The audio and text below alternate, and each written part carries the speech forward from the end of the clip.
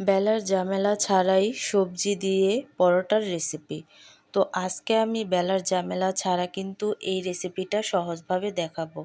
Hi guys, আসসালামু আলাইকুম, welcome back to my channel. কেমন আছো তোমরা সবাই? আশা করছি ভালো আছো। আল্লাহর রহমতে আমি অনেক ভালো আছি। তো গাইস, আজকে আমি তোমাদের সাথে সবজি দিয়ে বেলা ছাড়া পরোটার রেসিপি দেখাবো। তো তার জন্য কিন্তু এখানে আমি নিয়ে নিছি ময়দাটা তোমরা যে যেমন তৈরি করবে তেমনই নিতে পারো। আর এখানে আমি নিয়ে নিছি গ্রেট করে রাখা আলু, কাঁচা আলুটা কিন্তু এখানে আমি অ্যাড করছি।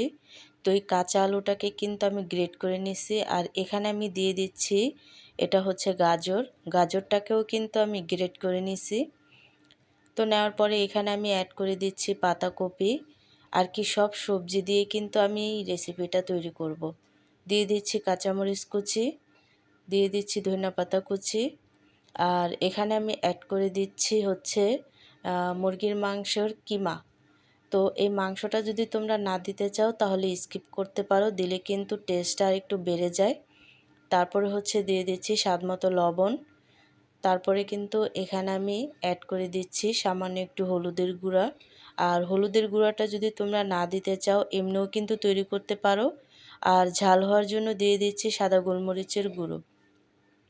তো সবগুলো উপকরণ এখানে আমি দিয়ে ভালোভাবে কিন্তু এই ময়দার সাথে সবজিগুলোকে ভালোভাবে মিশিয়ে নেব। আর কি মেশাতে মেশাতে দেখবে যে সবজির যে এক্সট্রা পানিটা আছে সেটা কিন্তু বের হয়ে তারপরে কিন্তু এই ময়দার সাথে মিশে গেছে। তারপরে কিন্তু এখানে আমি দিয়ে দিছি পানি, আর অল্প অল্প করে পানি দিয়ে তারপরে কিন্তু আমি একটা ব্যাটার তৈরি করে নেব। তো ভালোভাবে এই সবজিটাকে এই আটার সাথে আর কি ময়দার সাথে মিশিয়ে নিতে হবে। তো এভাবে করে আমি কিছুক্ষণ ফেটিয়ে নেব। আর এভাবে ফেটিয়ে নিলে অনেকটা ভালো হয়, নাস্তাটিও কিন্তু অনেকটা ভালো হয়। তো এভাবে করে ফেটিয়ে নেব।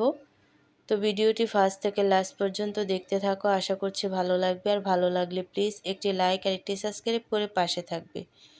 তো আমি কিন্তু এই ব্যাটারটিকে তৈরি করে 5 মিনিটের জন্য রেস্টে রেখে দিছি। তারপরে কিন্তু আমি এই পরোটাটা তৈরি করে নেব। তো তাওয়াটা আগে থেকেই বসায় রাখছিলাম, গরম হয়ে গেছে। তো এখানে আমি 2 হাতা ব্যাটার দিয়ে তারপরে কিন্তু এভাবে ঘুরিয়ে ঘুরিয়ে ঢাকনা দিয়ে ঢেকে রাখবো। তো এই পরোটাটা হতে তেমন একটা টাইম লাগবে না, খুব সহজেই কিন্তু তাড়াতাড়ি হয়ে যায়। তো হওয়ার পরে কিন্তু আমি পরোটাটাকে উল্টিয়ে দেব। আর উল্টিয়ে দেওয়ার পরে কিন্তু ওই পিঠটাকে আমি ভালোভাবে ভেজে নেব। তো ভেজে নেওয়ার পরে কিন্তু এখানে আমি অ্যাড করে দেব রেগুলার রান্না করার তেল। আর তেলটা দিয়ে কিন্তু আমি এই সম্পূর্ণ পরোটাটাকে ভালোভাবে একেবারে লাল করে তারপরে কিন্তু ভেজে নেব। তো দেখো, এই কাজটা করা খুবই সহজ, আর তোমরা যে কেউই পারবে, আমার চাইতে আরও ভালো পারবে। তো এভাবে করেই কিন্তু সবগুলো পরোটা আমি তৈরি করে নেব। তো ওই পিঠটা হয়ে যাওয়ার পরে এই পিঠ উল্টিয়ে দেব, উল্টিয়ে তারপরে কিন্তু এই পিঠটাকেও ভালোভাবে লাল করে ভেজে নেব।